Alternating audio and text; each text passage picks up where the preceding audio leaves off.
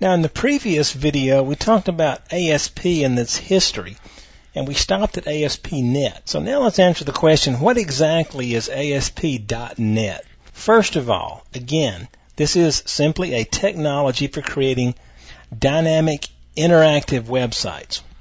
Now, again, you can't go buy an ASP.NET. ASP.NET comes to us as part of the .NET framework. Now, that is huge. It brings a lot of other advantages with it, and we're going to look at those as we go through the course here.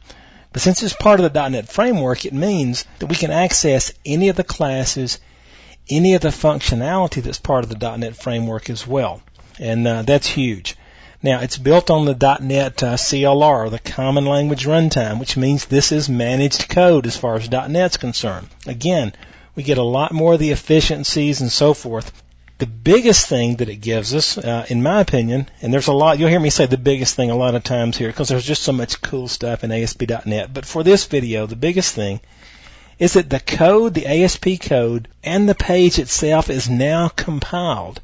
In all previous versions of ASP, we were running basically server-side scripting that had to be interpreted line by line. There were all kind of things we tried to do to speed it up and make it more efficient.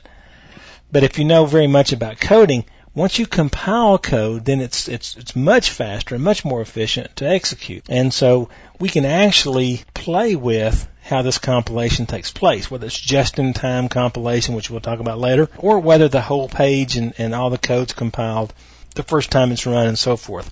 So ASP.NET has really grown up. And we are now far and away past where we were with that early CGI. So that basically is ASP.NET.